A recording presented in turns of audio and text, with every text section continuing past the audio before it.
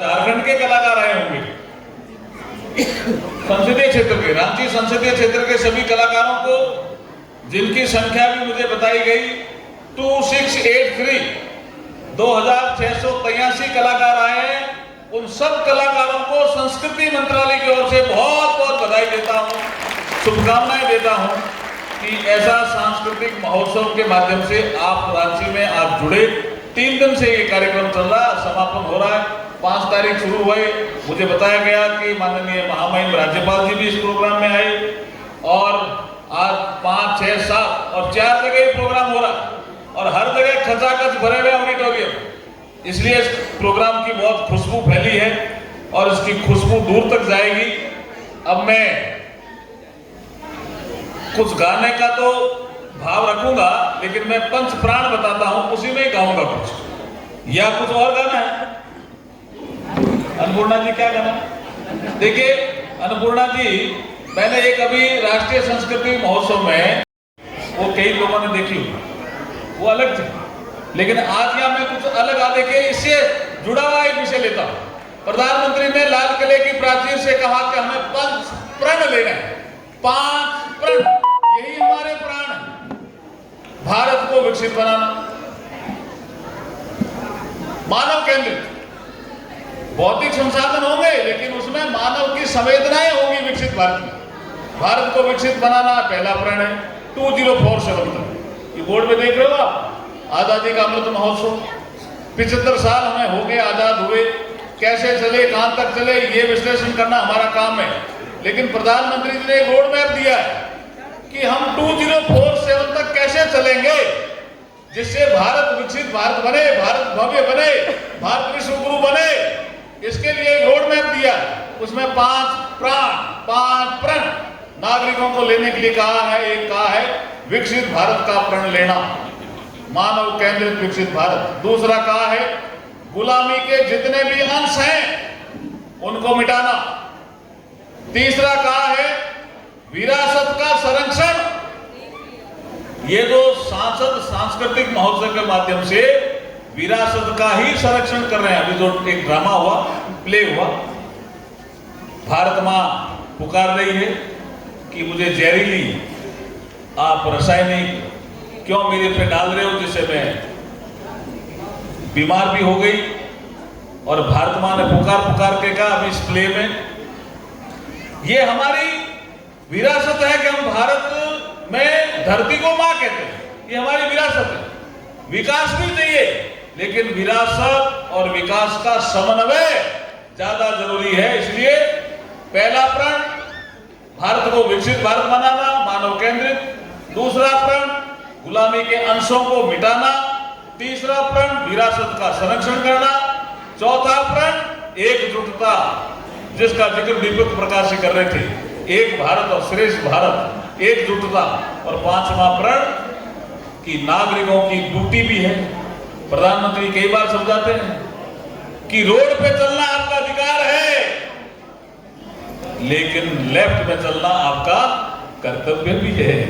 ये तो भाव है, ये भाव आना चाहिए नागरिकों में। इसलिए पंच प्रण पे मेरी एक छोटी सी, मैं स्वामी जी बैठे हैं तो स्वामी जी अगर चाहेंगे तो थोड़ा भजन की एक लाइन भी सुना सकता हूं। ज्यादा मैं भजन ही गाता हूं, लेकिन ये पंच प्रण पे मैंने कर रखा है। दीपक प्रकाश जी इसको आगे प्रमोट कर सकते हैं आने वाले समय में, लेकिन आपको गाना पड़ेगा साथ साथ। ये सामूहिक है, बहुत सिंपल शब्दों में है। मैं बोलूंगा, आप पीछे बोलो।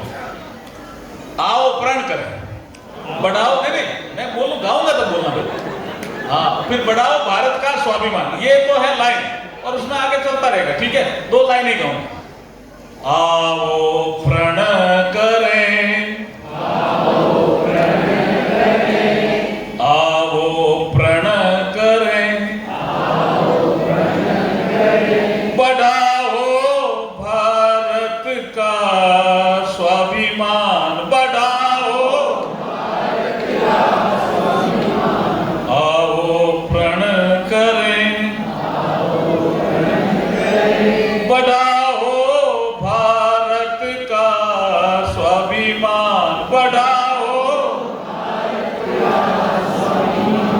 जैसे योग में भारत ने, आप देख ही रहे हो ना, जब योग दिवस आ रहा है, अब 21 जून को आएगा, अमेरिका का आदमी भी योग कर रहा है, जापान का भी कर रहा है, ऑस्ट्रेलिया का भी कर रहा है, स्पेन का भी कर रहा है, साउथ अफ्रीका का भी कर रहा है, ब्राजील का भी कर रहा है। तो भारत के नागरिकों का खून बढ़ता है ना भाई साहब, बढ़ता है ना। तो इसी की कड़ी है ये, जैसे योग में भारत ने विश्व पहचान बनाई है,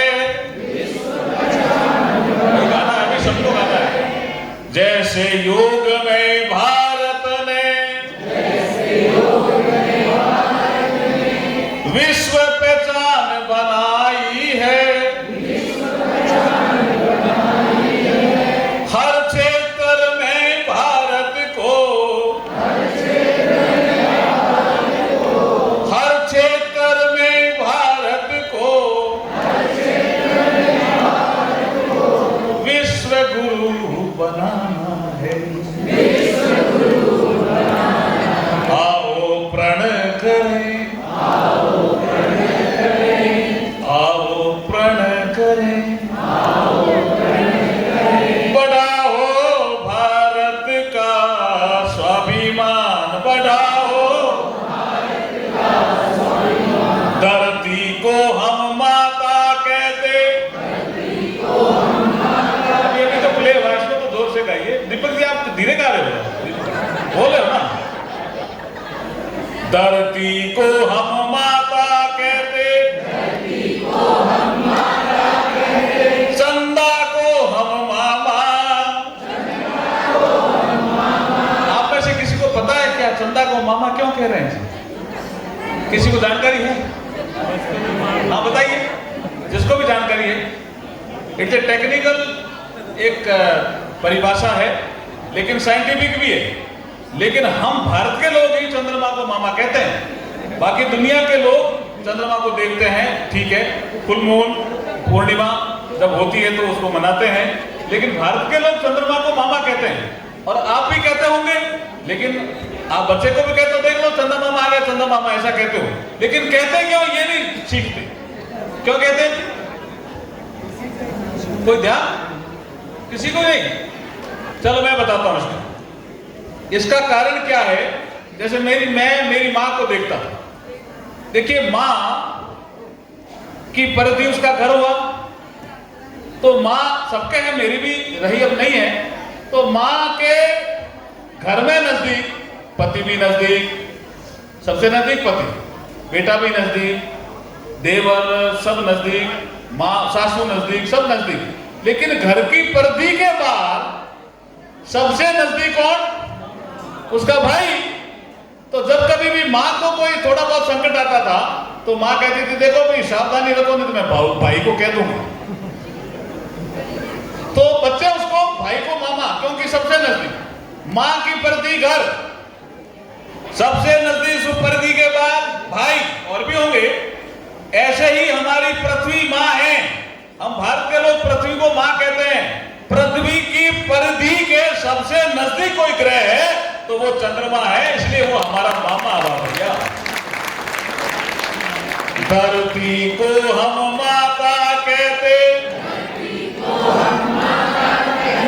धरती को हम माता कहते, चंदा को हम मामा, धरती माँ को सुरक्षित करके, धरती माँ को सुरक्षित करके, भारत